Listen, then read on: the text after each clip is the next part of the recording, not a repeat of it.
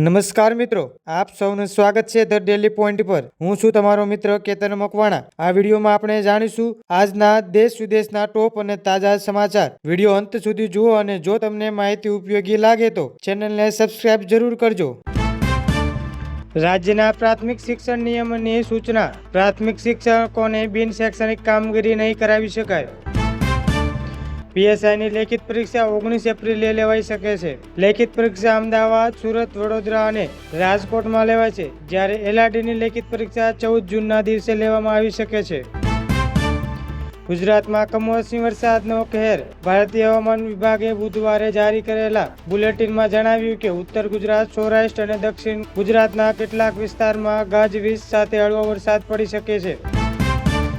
વિધાનસભાનું વર્તમાન બજેટ સત્ર પૂર્ણ થતાની સાથે જ એટલે કે માર્ચ 2026ના અંતિમ દિવસોમાં ચૂંટણીની સત્તાવાર તારીખોનું એલાન કરવામાં આવશે। T20 મેચને લઈ અમદાવાદ ટ્રાફિક પોલીસનું જાહેરનામું। મોટેરા સ્ટેડિયમ પાસે મુખ્ય માર્ગો કરાશે બંધ।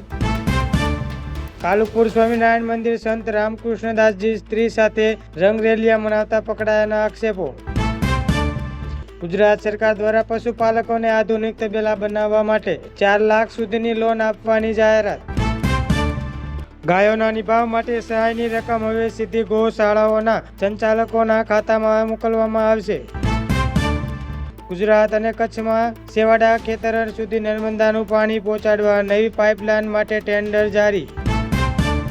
ગુજરાતમાં વર્ષ 2025-26 માટે 10,288 પોલીસ અધિકારીઓની ભરતી પ્રક્રિયા પ્રગતિમાં હોવાનું વિધાનસભામાં જણાવ્યું। અકસ્માતો ઘટાડવા રાજ્યમાં 25 ફેબ્રુઆરીથી 10 માર્ચ સુધી ખાસ ટ્રાફિક અમલીકરણ ડ્રાઈવ શરૂ કરવામાં આવ્યું। એક મહિનામાં 2 પ્લેન ક્રેશ થયા બાદ ભારત સરકારે ચાર્ટર ઓપરેટરો માટે નવા સલામતી નિયમો લાવશે। સરકારી શાળામાં તેજસ્વી વિદ્યાર્થીઓને વિદેશ અભ્યાસ માટે નવી સ્કોલરશીપ વિતરણ શરૂ। આજે અમદાવાદમાં દક્ષિણ આફ્રિકા અને વેસ્ટ ઇન્ડિઝ વચ્ચે ટક્કર જામશે। નવી ટીમોના સમાવેશ અને મેકોક્સનના નિયમો પર ટૂંક સમયમાં બેઠક યોજાશે। તમાકુના વેપાર સાથે સંકળાયેલા અનસ ગ્રુપ પર ઈડીની મોટી કાર્યવાહી, કરોડોની મિલકત જપ્ત। અમદાવાદ એરપોર્ટ પર મુસાફરના પેટમાંથી સોનાની 3 કેપ્સ્યુલ મળી આવી। સુરતની કેમિકલ ફેક્ટરીમાં લાગેલી આગ પર 5 કલાકની જહેમત બાદ કાબુ મેળવ્યો। રાજકોટ અને ભાવનગરમાં છેલ્લા 2 વર્ષમાં 96,221 ગુના નોંધાયા। ગોપાલ ઇટાલિયાએ સવાલ ઉઠાવ્યો। અમદાવાદમાં ગંદકી ફેલાવતા 82 એકમો પાસેથી મ્યુનિસિપલ કોર્પોરેશને 1 લાખનો દંડ વસૂલ્યો। ઝારખંડમાં થયેલા પ્લેન ક્રેશમાં મૃત્યુ પામેલા લોકોના પરિવારને વળતરની જાહેરાત કરવામાં આવી। અરવલ્લીના આંબા ગામમાં લગ્ન પ્રસંગે ડીજે બાબતે થયેલી બબાલમાં પથ્થરમારો થયો। ઉત્તર ગુજરાતમાં ઠંડીનું મોજું ફરી વળ્યું, ખેતી પાક પર હિમ પડવાની સંભાવના। મોઢેરા બાદ રાજ્યમાં વધુ 10 ગામોને સંપૂર્ણ સોલાર વિલેજ બનાવવાના લક્ષ્યાંકો। દ્વારકામાં જગત મંદિર પર નવી ધજા ચડાવવા માટે ભક્તોની ભારે ભીડ। મા અંબાના ચરણોમાં સોનાનું દાન આપવાની પરંપરા અવિરત રહી, 50 લાખનું સોનું દાનમાં મળ્યું। ખેલ મહાકુંભ 2.0 માટે રજીસ્ટ્રેશન તારીખમાં વધારો કરવામાં આવ્યો। લાંચ લેતા ઝડપાયેલા નાયબ મામલતદારને કોર્ટે 5 વર્ષની કેદ સજા ફટકારી। IIT ગાંધીનગર દ્વારા સસ્તા સેન્સર બનાવવામાં આવ્યા છે જે પાણીમાં પ્રદૂષણ તરત ઓળખશે।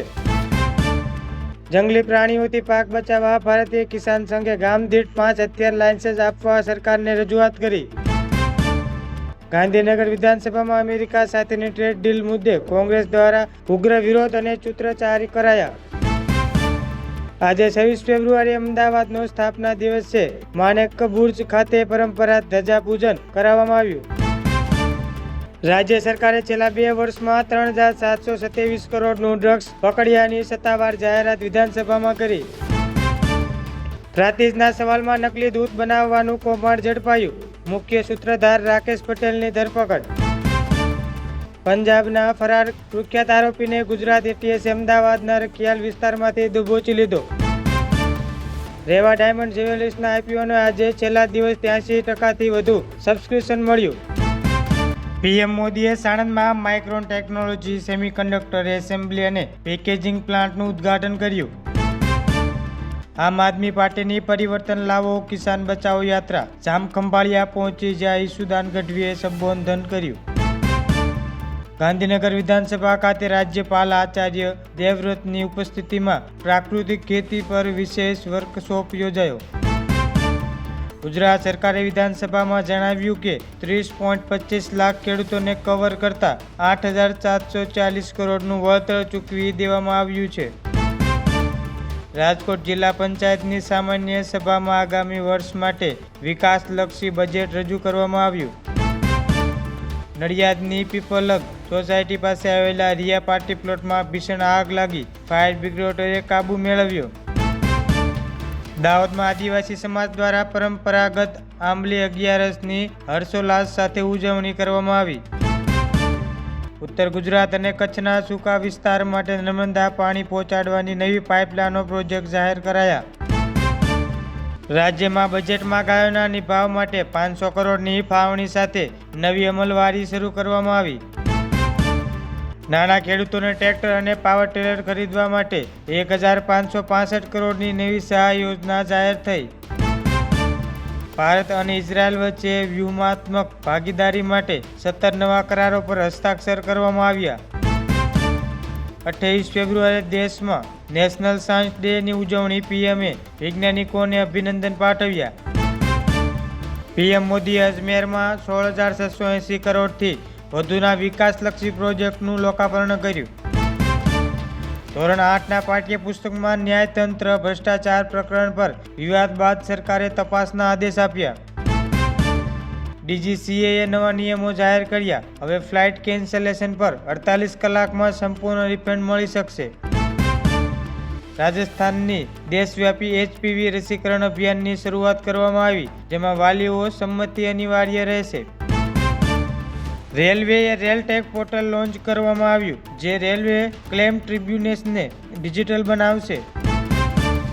પશ્ચિમ બંગાળમાં કોલકાતામાં 5.0ની તીવ્રતાનો ભૂકંપ અનુભવાયો. કોઈ જાનહાનિના સમાચાર નથી. મહારાષ્ટ્ર સરકારે કથિત લવ જહાદે રોકવા માટે નવા ધર્માંતરણ વિરોધી કાયદાનો ડ્રાફ્ટ તૈયાર કર્યો.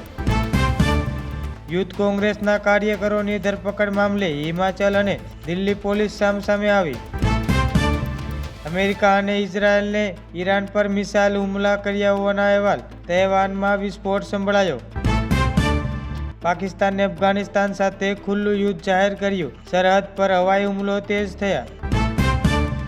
નોટો લઈને જતું બોલિવિયાનું લશ્કરી વિમાન ક્રેશ થયું, જેમાં 20 લોકોના મોત થયા. કિંગ જોન ઉને તેમની પુત્રી સાથે રાઇફલ ફાયરિંગ કરતી તસવીરો જાહેર કરી. લશ્કરી તૈયારીઓમાં પર ભાર મુકાયો. ડોનાલ્ડ ટ્રમ્પે ક્યુબાના ફ્રેન્ડલી ટેકઓવરની શક્યતા વ્યક્ત કરતા નવો વિવાદ છોડ્યો. વિજ્ઞાનીઓએ એન્ટાર્કટિકા મહાસાગર નીચે 20,000 વર્ષ જૂનું તાજા પાણીનું વિશાળ ભંડારની શોધ કરી. ઓમાનના વિદેશ મંત્રીએ દાવો કર્યો કે અમેરિકા અને ઇઝરાયલ વચ્ચે પરમાણુ કરાર માટે શાંતિ વાટાઘાટો આગળ વધી છે. ઇંગ્લેન્ડ ન્યૂઝીલેન્ડ 4 વિકેટ હરાવીને સેમીફાઇનલમાં રેસમાં મજબૂત પકડ બનાવી.